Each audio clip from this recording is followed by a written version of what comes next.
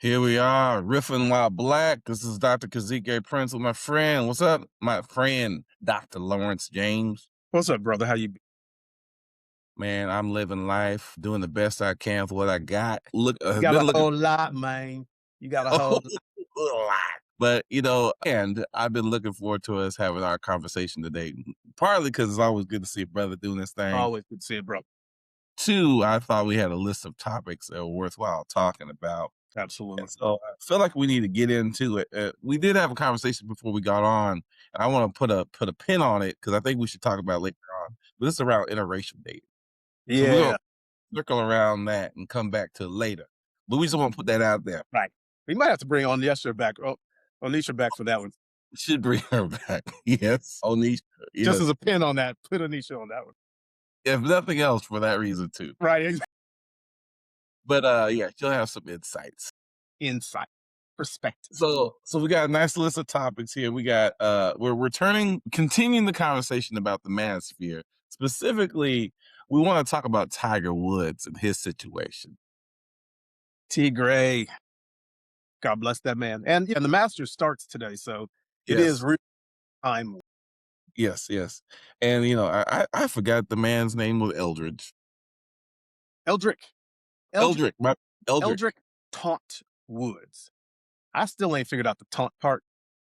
I think it's like his dad. I think that might have been his daddy's homie in Vietnam. Was like a Vietnamese dude. And I think his name was Funk. But I was like, that whole name thing is all kinds of like.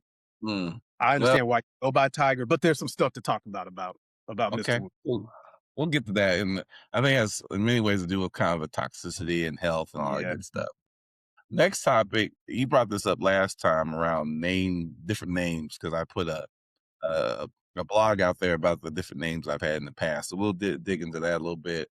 Uh, One of the things we've been talking about, Lawrence and I, is about having a regular topic that we kind of touch on every week. And so the topic we're going to touch on, particularly because of Lawrence's expertise in working with men, particularly black men. And the topic that we wanted to touch on today in that area is around Kanye West or Ye or Yee. How you pronounce it? Ye, Yee is it? Yee. I think it, yay, but that's a fake. I Yee. I don't really know. I mean, Yay. can't keep up We with his we name. gonna go. We gonna go with yay. Yeah, But him and listen, Pete. but on a naming piece, we might need to get Kanye to come on and be like, bruh, how do you say your new name? Yes, I have to do that research. But we're going to talk about him because you may have heard in the news recently. He's was the UK basically said he couldn't come for a festival they were having, music festival. Now, mind you, he's on a European tour right now as we speak. He's gone to France, he's gone to other countries, but because of his anti-Semitic comments that he's had, mind you, he's also apologized because of his mental health kind of status. And so we just want to kind of have that conversation because I think men in general, but particularly black men, these themes around, some of the things that Kanye seems to represent, I think would be a good topic for discussion. Yes. Our last topic has to do with our women's basketball. And Gino, the head coach of the UConn or University of Connecticut women's basketball team, he had an interesting engagement with the coach of a black woman. Now, Gino's a white man. Well, the black woman is Dawn Stately, and she's the award-winning, very well-known black woman, former player herself, who is now coaching the University of South Carolina women's basketball team. And they had an interaction. And so we want to get to that because that's going to be our side eye today because we got some Yeah. side eye.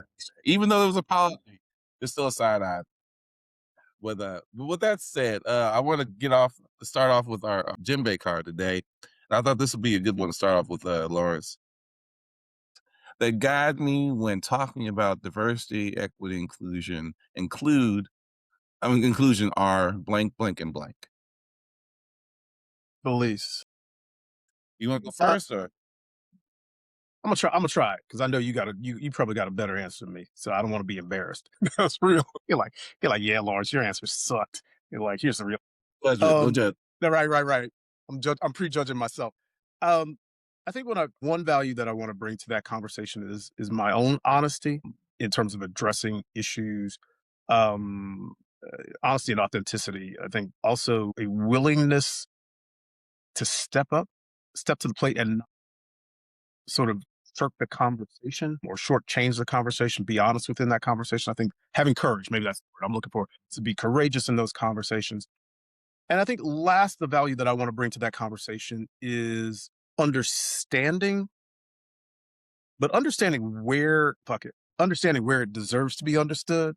Mhm, Because mhm, there's some ish that folks be talking about that I'm like, yeah, no, we ain't gonna do that this year. Because I think we want to give blanket understanding, and concern, and I'm like, fuck that, no, no, that's blatant racist, misogynist mhm, bullshit. We ain't going there with you, you right. know. So I think yeah, them's be my three. What about you? I like that. What comes to mind for me is kind of old church of my idea of being a witness, Mm, gotta testify and be a witness, right? It's not test you got to witness. And I think sometimes I feel like that's something I really value is being present mm, with people's stories.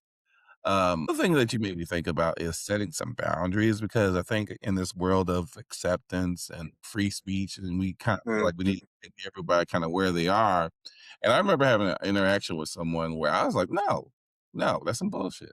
And we're trying right. to make a case for why Candace Owens was, she was making some logical, meaningful, case for something. I'm like, no, no, I'm not. You never made a case for anything that made any sense, but that's my own personal sidebar. But yeah, But, how you go about it is important, but it's setting a boundary. There's some things you're just not gonna tolerate, and when it comes to, like, people like Candace Owens, I'm like, I love her hair, and she's cute, but she says the most ridiculous stuff, ridiculous. right? And I guess the 3rd value, and there's a lot, right? Is that self-discovery, Mm, because what you are today may be something different tomorrow, may not, but even if it's the same, it's kind of affirming of that hmm. consistent or if it Yeah, does or there's some growth, there's a yeah, evolution, evolving. Yeah. acknowledge that, right? And Mm, so I mm. like the things that are really important amongst a billion others. Right. But I particularly love that last one though, that sense of evolving because, hopefully all of us are evolving not as people, but even as we learn more in this space, as we think more about it, there are some thoughts and beliefs that I think I held, 5, 10 years ago in this space that not that I don't believe in them, but they have less salience there, or my thinking around it is more nuanced Mhm. than it had been. And it allows me to have some very different conversations. There's a different depth, I think, Yeah, agreed. to it. Agreed. Yeah. As it should be, I think, but for a lot of people Mm. that making those changes can be a little bit challenging. But well, let's get into our topic. Let's start with Tiger, Eldrick. Now, for Eldrick. those who may not be aware, he is recently he the first thing I remember hearing about him is how he was coming not out of retirement, but how he was gonna play in the Masters and he I'm was playing me included, was kind of, "Oh, okay." He's juice. had a lot of problems. He was in had surgery and other challenges. He broke his leg several years ago. So seeing him back on the course was something to be expected. Literally the next day, this fool was he had been stopped for DWI. Apparently Uh-huh. found out later on the bruh had called the president of the United States, Donald Trump, Donald T. Trump, to get basically say, I'm on the telling the cops Right. while he's in the car. I'm all right. I'm on I'm on the phone with DJT. and I don't know about you, bruh, but it just revealed some things I'm really struggling with Tiger because when Mm. he back in the day, I was there. Tiger Oh, was yeah. like with fist pumps and he Right. was the badass and He just brought kind some of flavor to golf. yes, but where he's landed in the last, I don't know, 5 or 10 years, these are things that this isn't new. We always knew he was been on the conservative side. He wasn't always the first one to talk about issues of race, and that was maybe forced sometimes. He already had the incident with his wife where she got, beaten down with the golf club. So you had some sympathy for him, Right. but this situation seems to be a combination of a lot of things with him, and it seems Yeah. to be very directly related to this whole manosphere Mhm. minds. Yep. The becoming rich, making connections with the right people, and he's different because he's actually really wealthy. But I don't know, Mhm. this toxicity. Yeah.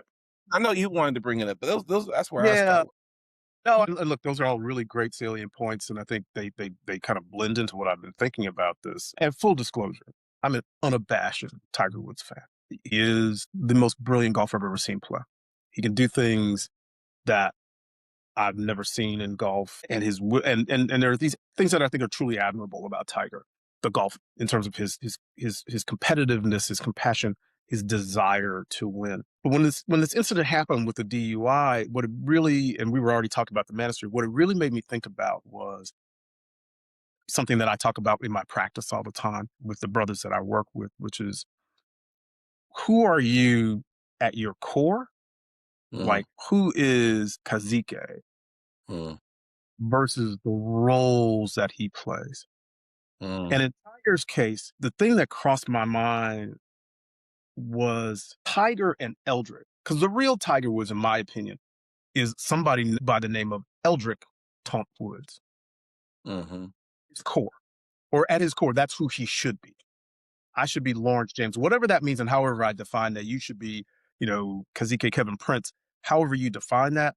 And then you play roles, I play roles, Tiger plays roles. In Tiger's case, I believe, and it's why his drug treatment, from my perspective, in a private institution in the middle of Sweden or wherever the hell he is, won't work, is because they're going to focus on his substance use and abuse. And they're never going to focus on helping him to be grounded in an identity of self, meaning there's Eldrick. And who the mhm, fuck is Eldrick? Because I think for Tiger, there is no difference between his role of and persona of Tiger Woods, the golfer, and Eldrick. My sense is they are synonymous, which leads to some of the behavior that you're talking about. Because, and it's similar in this manosphere. Like, I were talking about the documentary on the manosphere. And what you really saw is a lot of people who had this very convoluted identity. And the identity was, you know, kind of toxic, about making money. But behind quiet closed doors, there seemed to be some sense that that might not be exactly who they really are. mhm. And I think Tiger, every once in a while, we, the public, and maybe his friends have a different version of this, maybe his kids have a different version, but we, the public, we only see Tiger. But I have this strong belief that maybe, in part because of the work I do, because most men aren't good at differentiating between who they are and the roles that they play. So I don't think he's particularly different. And we have to remember, this guy started. He's been in the public eye since he was Yes, 3 years old, on Mike yeah. Douglas, right? It was, on that show, That's Incredible. Okay, you're crazy, right? So he has a little baby. So he, unlike you and I, who didn't grow up in the public eye, I don't know that he's ever had any opportunity to fully discover who he is as a person, as a man. Because Tiger is a golfer. That's a role. That's his job. He also has other roles as father, son, brother, friend, etc. But who he is at his core should always inform those other roles, not the other way around. Yeah. Yeah, and I'll be honest, I really love how you're talking about this because I think there's men in general do have a struggle around that because what we saw in the sphere conversation was a lot of superficial Hmm. behavior, right? Things that would catch people's attention that works really well in the attention economy, right?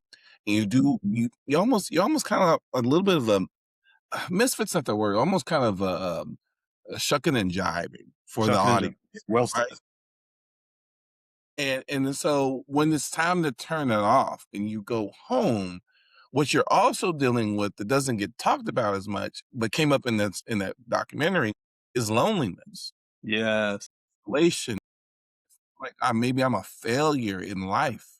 You're Mhm. looking for a path and you're struggling with it. And to be honest, because I think people are feeling some sense of being lost and not sure where to attend to whatever, they pick this thing that's looks real fun and interesting and provocative. Fuck women, blah blah blah. But it doesn't serve them well. And that's why I feel like I'm like concerned about Tiger is that he's been in a performative space for so long that served him to a certain degree, but something seems to be lost in all of Yeah. this. So well said. Something, and it's beyond seems to be lost. Something is lost, right? Because he is entrapped by the persona, by the money, by the all that. It was interesting. I don't know if you saw the interview with Michael Jordan on CBS. I think Michael Jordan was also, and he in this interview with Gayle King, he actually said, he goes, part of the reason why you haven't seen me in the spotlight was because I didn't always have to be on. I was tired of it. I'm paraphrasing, but it was basically like I got tired of being the persona of Michael Jordan. Then I don't do interviews. Like, you don't see me out because I just want to be who me, right? And he's like, I'm back in the public eye with this suit with NASCAR, and it was the first time. And I've listened to a lot of Michael Jordan interviews. It's the first time I actually thought I saw people say, people behind closed doors, he's Mike. It was the first time I think I felt like a glimpse of maybe who Mike is. Mhm. And here's the irony. And I would say this is probably true for Tiger as well. He's still hyper competitive, Yes, right?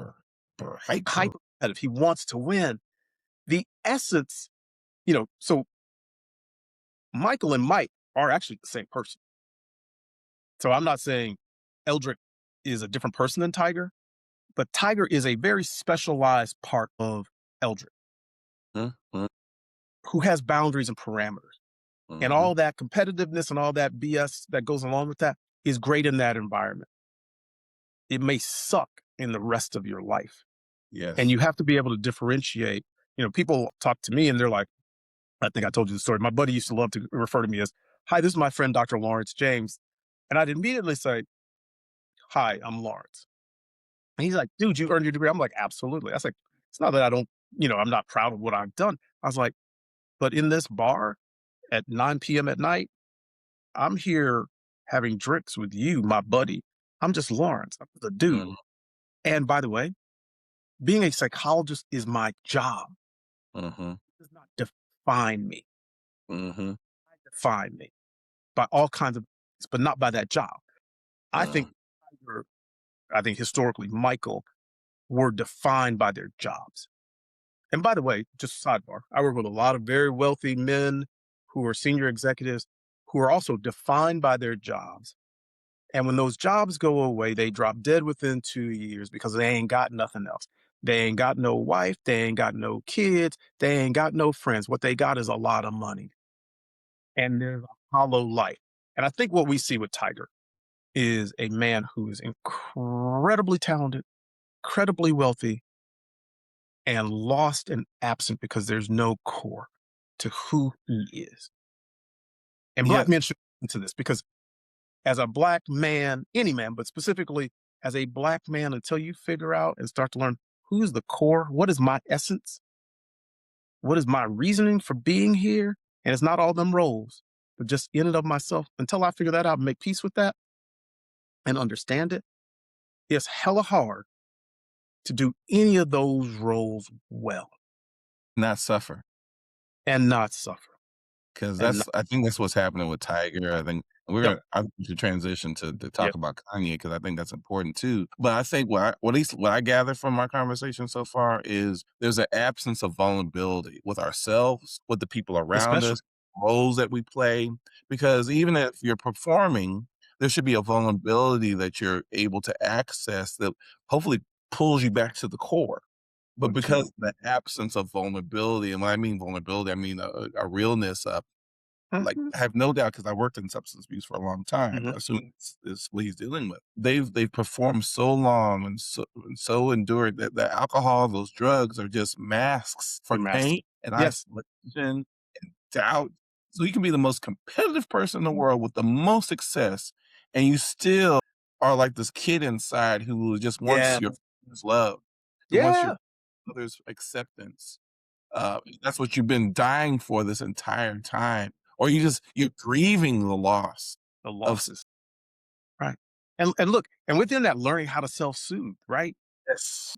How do I soothe myself when things don't quite go the way I want them to go? That's a skill and a capability that one has to learn.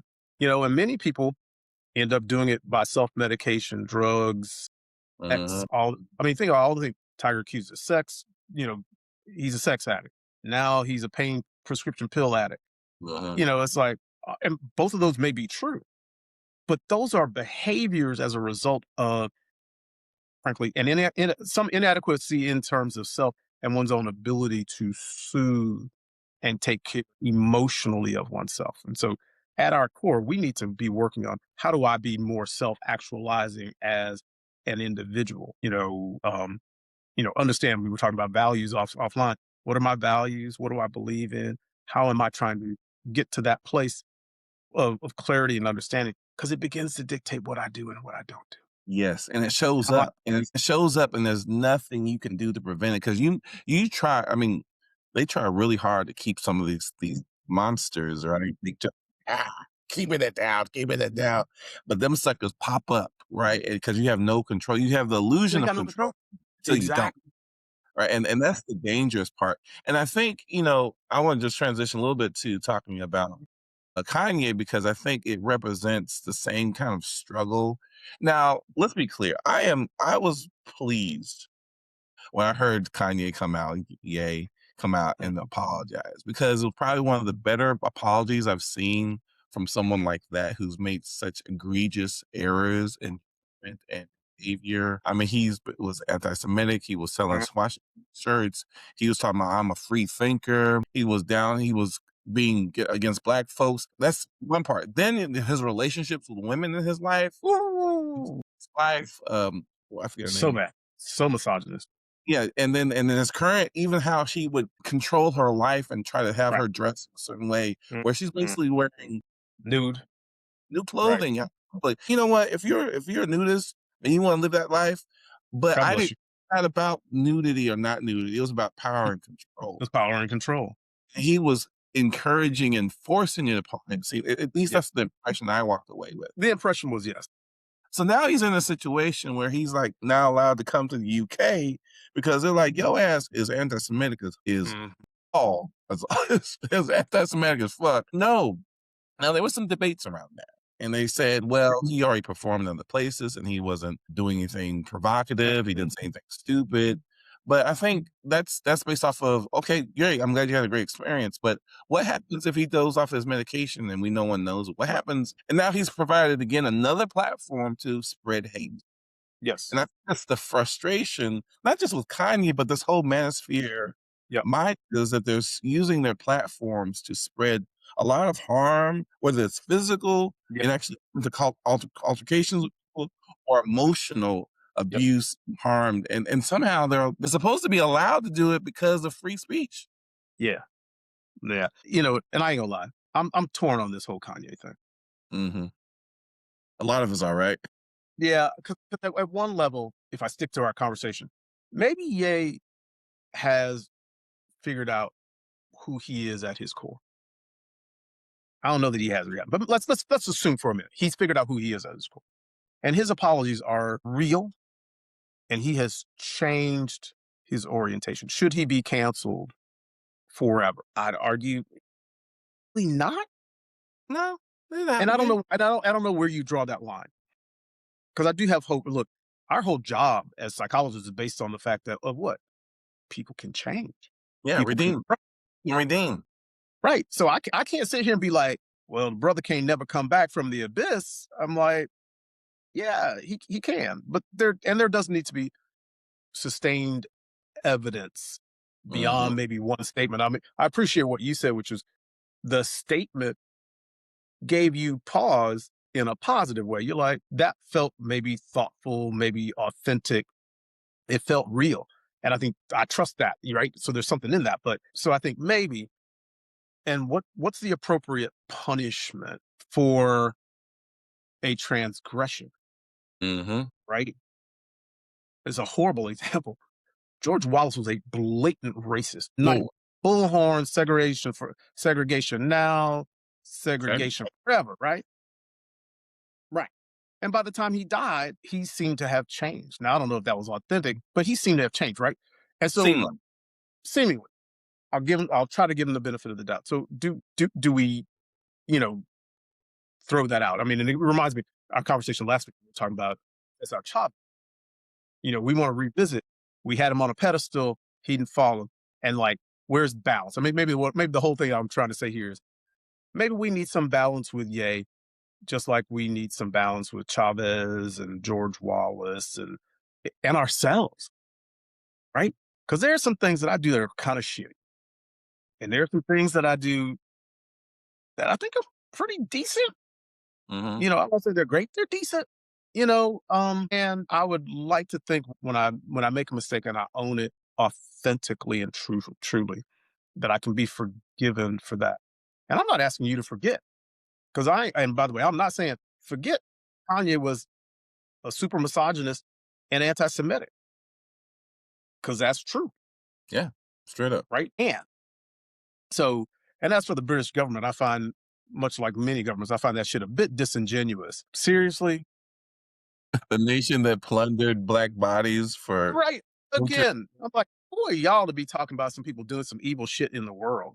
I'm like, dude, Anti-Semitism, racism, oppression of anti-Semitism, their own people, how they right? treat the Irish, and Right, exactly. Pedophile, prints and shit. I'm like, come on, man, y'all being a little bit much too.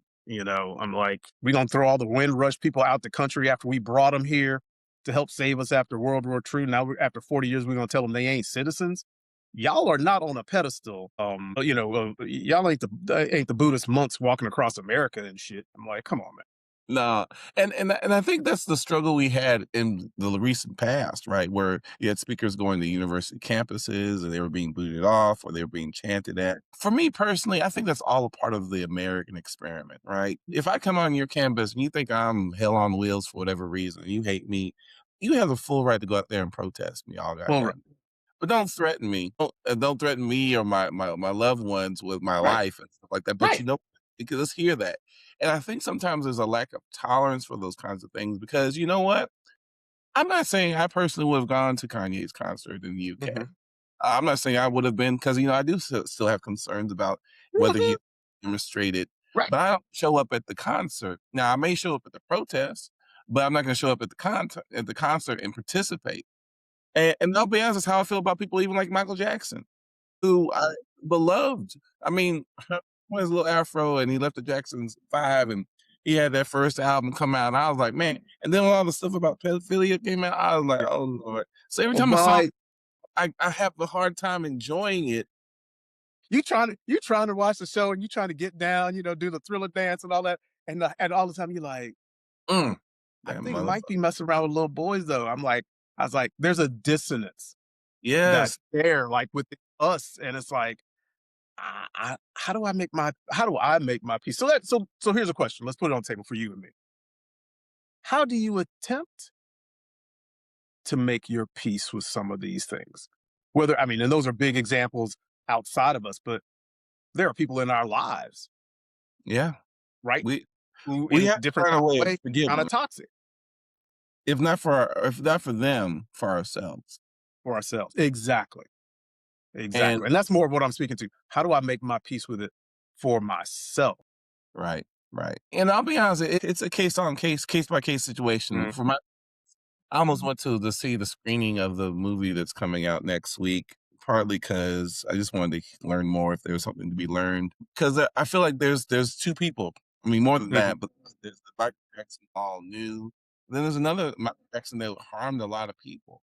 So there's a Yes. part of me that wants to hear the truth.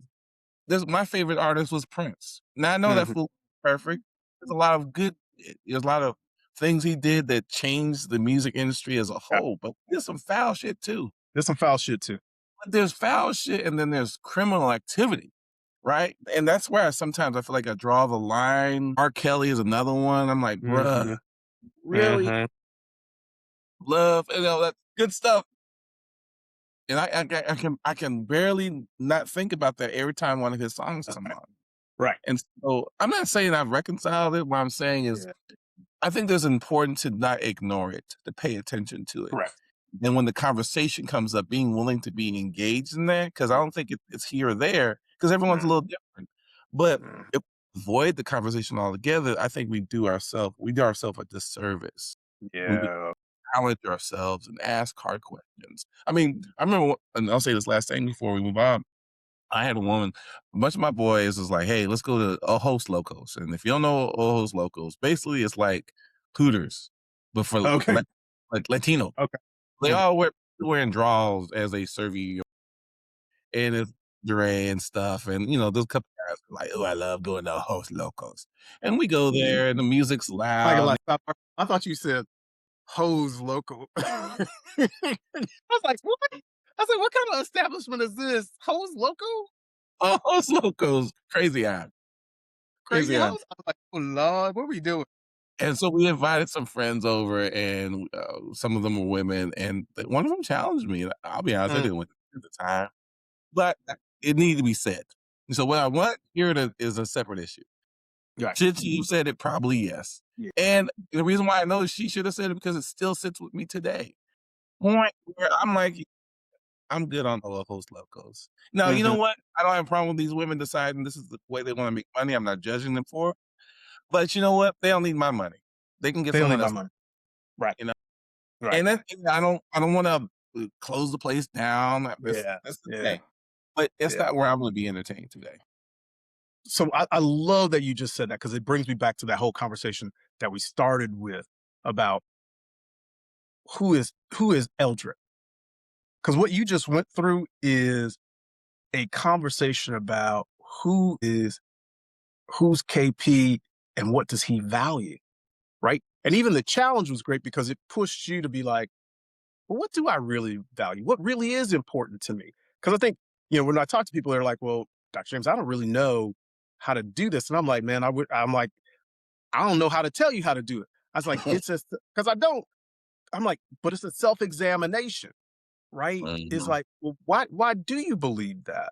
Is that something that you truly believe? Church and all those kinds of things. Is that from the church? Is that what you really believe? Let's explore it. So I think the greatest point you've made to me, exploration, sometimes is purely internal. mhm, Sometimes it's brought to us because somebody asked me the question mhm, around, like, well, why do you think that? Or why do you believe that? And do you really believe it? I was mhm, raised Catholic, and there's so much about the Catholic Church that I think is absolutely foul. And I will honestly say to anybody, that's like, I am culturally Catholic because that's what I grew up in. I'm mhm, not religiously Catholic at all. And I don't actually believe in 90% of what the church believes in.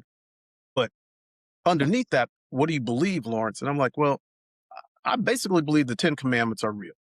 And mhm, that's a value system that I live my life by. And so when I play Dr. James, that comes with me in the choices and decisions I make in that space. And when I'm brother, uncle, son, and every other role, that is a core part of who I am and what I believe. And do I fall? Yes. Do I know I'm falling? Yes. And and when I do it, I am making a very conscious choice. I'm gonna go against this thing that I say I believe and I value. And maybe I rationalize it sometimes. Maybe it's just like, here's a reason for it. But mhm. in that sense, I'm always at the core of what I'm doing. Yes. And you're going through that journey, right? And that it's a conscious journey versus a It's a conscious mind journey. Yeah. And I think that's maybe the concern, and maybe that's part of the themes that we're circling around with Tiger, with Kanye. Is there a mindless kind of exploration and Mhm, living through life and using alcohol and drugs as a way of mhm. doing things, or do they center themselves so they can actually face the things that they may at times feel like they can't handle? Eh, Yes. something that I think sometimes we have stories that we've told ourselves all our lives, they've Mhm. formed in childhood where we say, "Well, I just can't handle that. I'm not gonna deal with that right now," and they avoid it. And it's like, "Wait a minute, I'm 30 something, I'm 20 something, I'm 50 something.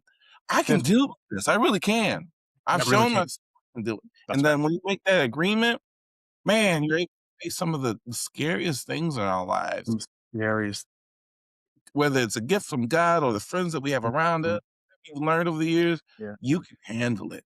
You It's can just handle it. hard. It just sometimes And it is requires hard. And ability. it don't feel great. You don't feel good at all.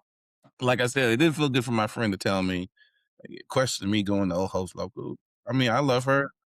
You know, I think she loves me too. But she looked at me with some serious concern. And I was like, Like, bruh, like, it's seriously? okay. That's what you want? Really? No more Old Host. Right. You know what? And it's been totally fine. As if anything, it's a relief, right? It's like, I don't even think about that anymore. It's just, Right. do your thing, no judgment for the folks who go. It's not my thing. Get them. and that's and 'cause now I feel settled in it, 'cause it wasn't because I wasn't thinking about it, 'cause I was. Right. Right. Now I'm faced with the reality in my literally in my face, and she loves me, and she did it in a gentle way, and I'm like, there she goes, Point. holding me accountable. Right. She holding you accountable, but you got to a place where you didn't deflect from it. You owned it, you thought about it, and critically, you got to a place at the end of it where you could make a choice that you could own, Yeah, right? reclaim, This is right? you reclaimed it. It wasn't just it wasn't like, oh, she didn't shame me into not going. It's like, no, in my soul and in my spirit. And again, and I love what you said, because you said it ain't no judgment about anybody else who goes and who does it. It's just for me and what I believe and what I value, that's not where I want to be.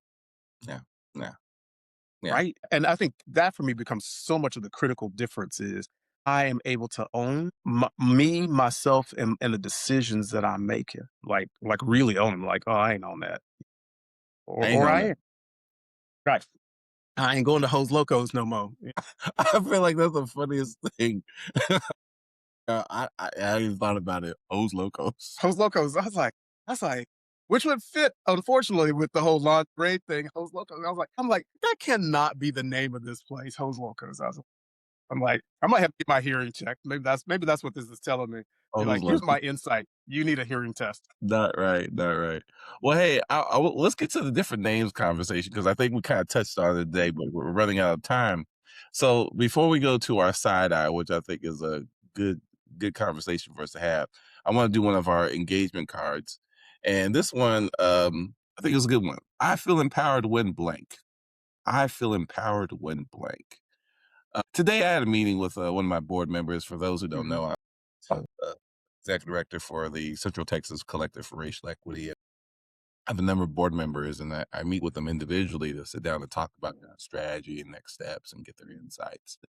Today, this morning, we got together at 7:30 in the morning, and by the time we finished the meeting, she just kept on reminding me of the gifts I have, the things Mm, that I have as far as my personality and my education and the things I've done.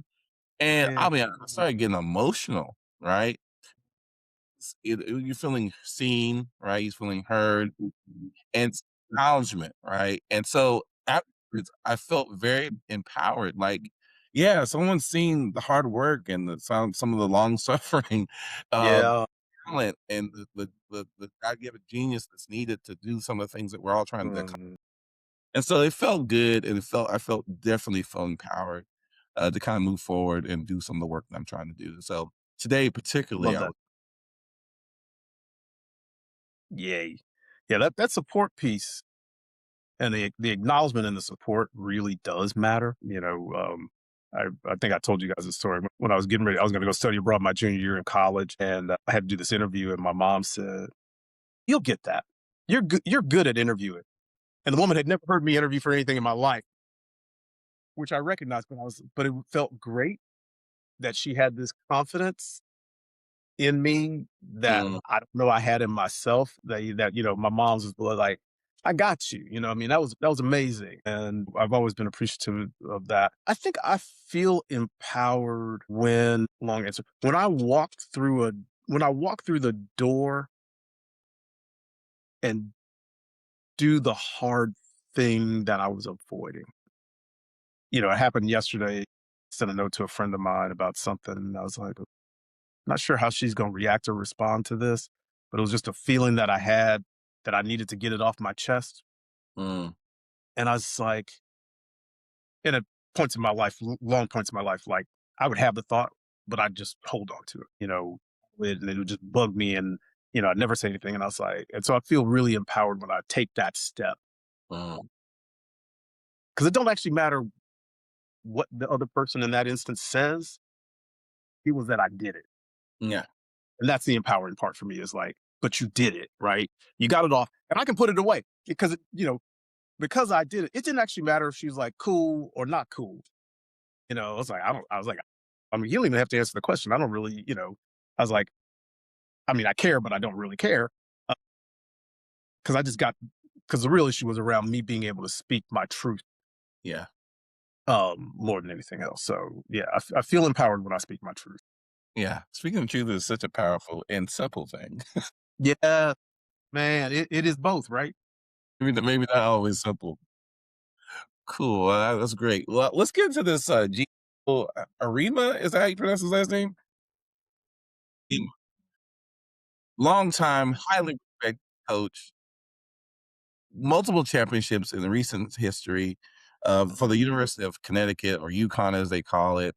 He had an altercation with Don Stately, who is again illustrious career as a coach, also as a player over at the University of South Carolina. They had an interaction where kind of heated, and he accused her initially, for those who don't know, of not shaking his hand. So he felt like that was a sign of disrespect. And then he went on to complain about how he felt like his players didn't get a fair shake from the referees, and there was some aggressive play, and so on and so forth. And Don's initial Coach Staley's response was, "Look, I'm gonna focus on this next game. You go kick rocks." But later on, for those who don't know, he came out and apologized. He said, "Look," and he probably, if he's married, probably heard it from his wife Right, and a bunch of other people who were like, right, "Bro, you need to do something." right. And I read his, And by the way, his apology, unlike what you heard from Kanye, felt really disingenuous. yes, But and keep going. he didn't do the classic, if you were offended, Right. Yeah, he didn't do that he bullshit, but didn't he do was that pretty close. part. But he basically kind of made a little bit of an excuse He made for excuses. like the play on the court and some other things, instead of just attending to the one thing, which is the problem. Mhm. Basically making the accusation that, Right. he said he acted poorly, but he didn't acknowledge that he basically called her out on there as a liar. Yeah. And it's like, "Bro, you can't do that." Yo, and they had shaked hands. Right. And so Right. it's like, "Bruh, come on. Really?" And I'll be honest, I couldn't ignore the dynamic of what appeared to be a privileged older white man chastising a black woman who is as successful as he is, but treating her and talking to her like she's some, not that a servant deserves this, but kind of talking down to her, not Oh, as a totally. peer, but as someone who This needs to talk this to. was the epitome of white supremacy culture writ large in slapping you in the face. And it was all that. It was all that. I've followed women's college basketball since I was a little kid. Mm, Like I love like Ann Myers, who played at UCLA, was one of my favorite players to watch. She was better than her brother David. Like I know a lot. I've watched. Pat Summitt, was the pinnacle of women's college basketball. Gino Auriemma engaged in the same behavior with Pat Summitt. mm, Gino Auriemma engaged in the same behavior with Muffet McGraw, who was the coach at Notre Dame. He did the same thing with Tara Vanderveer, who was the head coach at Stanford, when they were all the top teams competing against his UConn Huskies. And he's now done it to Dawn Staley. And it's not the first time he has done something like this to Dawn Staley. It's at least the second time that I remember. There is a pattern of behavior with mm, this man, which is at its very least misogynist. mm, And the industry allows him to continue to get away with it because the white boy privilege passed because you're successful. mm, You making us money so you can be the biggest asshole in the world. mm. You know, and the women on every occasion have always taken the high road, Yeah, be right? showing. And I'm a little annoyed, not at them because I understand it, but I'm a little annoyed because I'm kind of like, to our earlier conversation about DEI, I kind of wish Dawn had been like, Fuck you. fuck you. Although she did say on the stage that night, one of my friends pointed this out to me. Dawn was like, when Gino coming at her and they beef her, she's like, I will kick Gino's ass. She said it 3 times. I will kick Gino's ass. Dawn is all of like 5'5" and like 110 pounds, right? I was like, but she from Philly. So I was like, she might kick his ass. And I was like, don't take no shit off this clown. And she backed away and she's like, we're gonna let it die for the sake of the industry and for growing our sport. And I appreciate that. But I find in particular black women, I think all black folks and I think women in general, but I think black folks, women, and black women in particular are often being positioned to have to take the high. position themselves or the society positions them to take the high road. And sometimes you got to call a spade and be like, that was some bullshit. That's on him. I'm not going to take the high road in this regard. He was foul. Call Yeah. him out and be like, he fouled and he needs to look at himself and he needs to do better. Mhm. People Mhm. around her have said it, but I would have appreciated. But I look at him and I'm like, you're a piece of shit and you're making excuses. And let me just say, all the young and the example that he sets for young women with Mhm. this behavior Mhm. is abominable, you know. And his players love him, so he must do something right. But I'm But it like, big that but it as an begs the exemplar question of male behavior is just egregious to me. Here's a question which I think you've identified.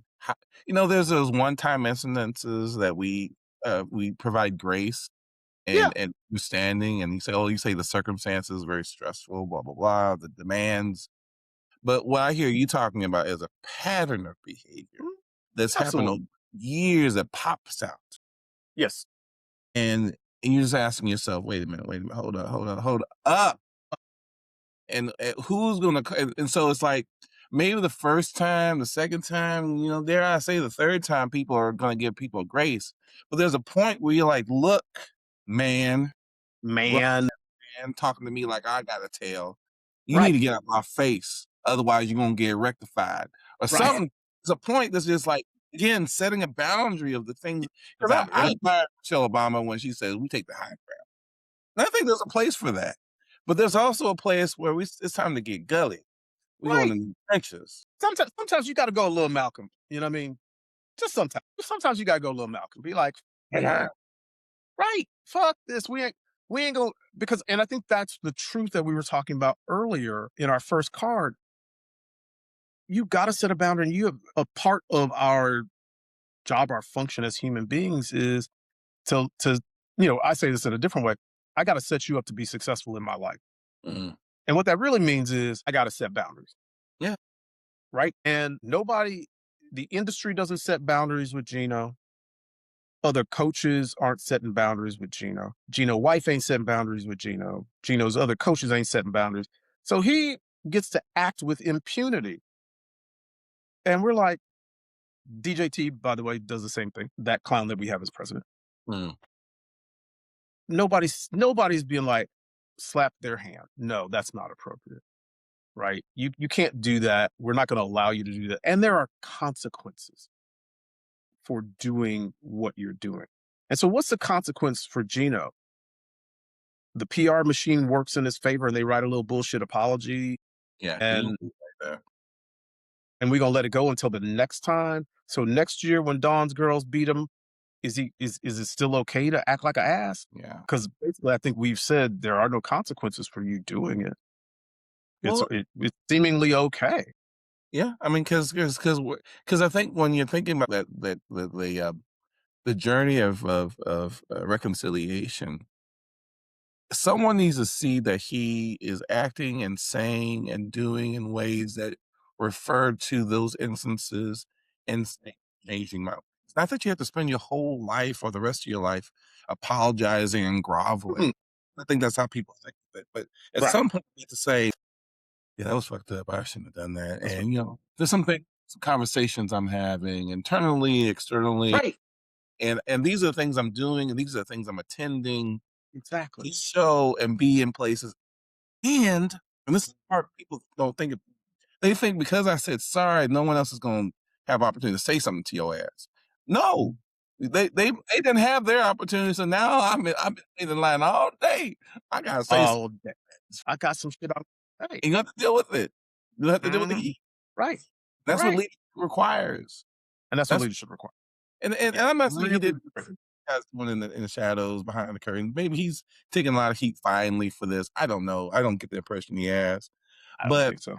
that's part of the journey of reconciliation and forgiveness and people giving you grace is when you And give show, grace. you know, True, real, and really authentic. miss it sometimes.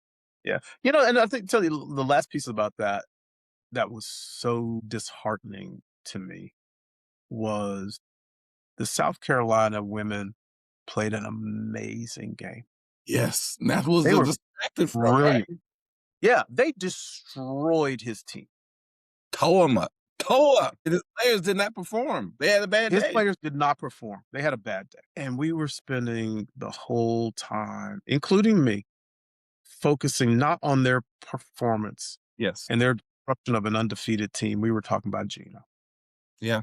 So even in that regard, it's and it's not as egregious as what he did, but that was another part of why the Mhm. behavior was so egregious was we're not talking about an all-time great performance, Mhm. given the stage, the Final Four, an undefeated team, Yes. blah, blah, blah, blah.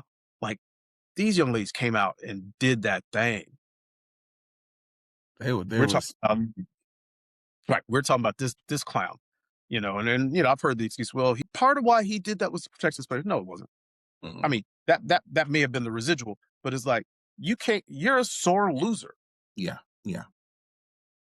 And in particular, you're a sore loser to a black woman who you see as your competition for the mantle of current greatest coach in women's basketball. Right. Right. Because she does get a lot of she does. And I was asking this someone the other day. I said, "When is the age of white male coaches of women's sports gonna die?" I'm not saying they Right. can't. I'm just saying it just seems to be dominant. And you're so right. The conversation because the women on the South Carolina team they did something phenomenal. And I'll be honest, I can't say that it didn't have an impact on their next game because when they I, went in, you took the words out of my mouth because I actually think it did, you can't say it didn't. I'm not saying UCLA didn't do a phenomenal job. and they play great. They played great, but I feel like there was a edge of Yeah, something, whatever. they were They just super perform. flat. Yeah, Yeah. I mean, it's like, and some of that was their big nemesis was UConn. So I think UConn had smoked them in the final last year. So I think there's probably some of that. We got over the hurdle. So I think Mhm. there was a little bit of letdown on their part, but I also think psychologically, all that BS swirling around Mhm. that game was draining. I mean, we've all lived through our lives where you're like, something big happens, especially if it's negative, it drains you. Well, You know, the recovery is I mean, it was only 2 days later too, right? exactly. It's only 2 days, right? So the And recovery from well, and then the thought exercise is what would happen if they didn't play that way? Now, they may have still lost to UCLA, but I have this feeling that they would have played played in such a way that even if they lost, they would have felt a little bit better about it because you it could was tell missing shots after shots. yeah, Wasn't shots that they normally make. I mean, just and you could even see the frustration on the players' faces, which I watch South Carolina women's team a lot. mm, I saw them get smoked by Texas. yeah. It wasn't that. It wasn't that, right? It was more of what do we have to learn? And again, it's the last game of the season, but halfway through that game, you could just see emotionally those players weren't there. Like their heads got down so early in that game. I mean, they were down like 6-0, and you could see the heads dropping. Yeah. It's kind of like, ugh, Mm, and yeah, never, well, their heads were dropping almost as much, but not quite as much as Illini's heads were dropping when they were losing. man. Look, look, that's you're wrong. You're wrong for that. So go to the game. I go to the game. I spent a bunch of money to go to the game because it's in Indianapolis, so it's like a 3-hour car drive, right? And it was great. We stunk. We were so bad the whole game. Unfortunately. But I gotta tell you, like somebody actually a therapy client asked me, they're like, Dr. James, do you regret going? No, they said, did you have a good time? And I had to stop and think, and I was like, well, I don't know that I had a good time because we lost. But I said, they're like, well, was it worth it? I said, in all honesty, it was. And I'll tell you why. I didn't go to the game for us to win. Mm, I hoped we would win.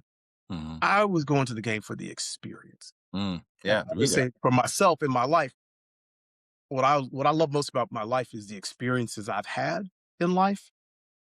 This was another experience.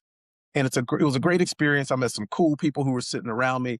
Honestly, a stadium of like 70,000 people and Mhm. like, 60,000 were clad in loud orange with a big eye on it was so dope. That is It was dope. really cool, right? And I thought about you because I had a brisket hot dog sandwich that the brisket was it was Texas on par brisket. So I don't know how that happened in Indianapolis, but it was Texas on par brisket. But the experience made the day, and it no matter how much money I paid for it, it was like this was a great experience, and I'll remember the rest of my life. Right, Yeah, like that was super dope. yeah. And so that was kind of brand consistent with my narrative of how I want to live my life. So Mhm. you know, I was like, yeah, that was dope, and I wish we had more. Yeah, it would've been I'll be honest, I was going for it, I'm giving you hell, I but appreciate that. I was going for them, and so I was like, "Ah, y'all some corn-fed brothers on that team too, boy." Big old Man, we way too Eastern Bloc. I'm like, I don't know where they got all these Serbian dudes. well, I mean, Look, I go sidebar. This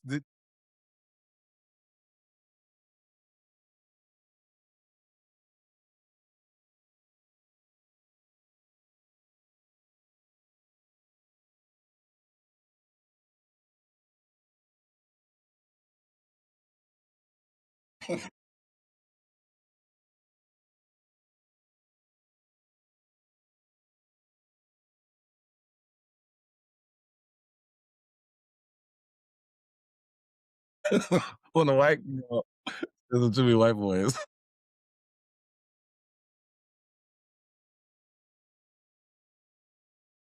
Corn-fed, corn-fed. They do, they do, they do.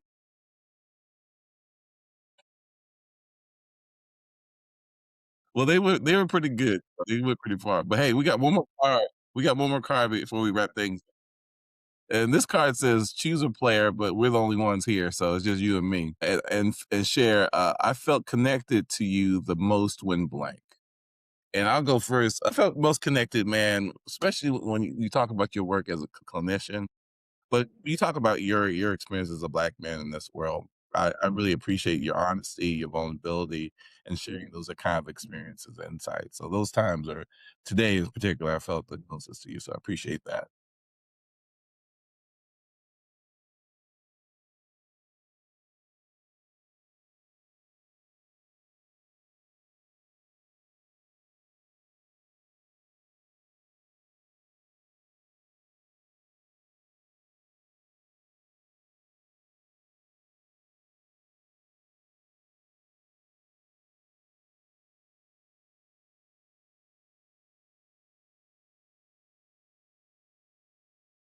Appreciate you, bro. Appreciate you. Hey, Riffing while black. We are here. We ain't going no. Well, thanks time, and we'll see you next time, same location. What they say? Same bet channel. All right. Then. See you, man. You take care.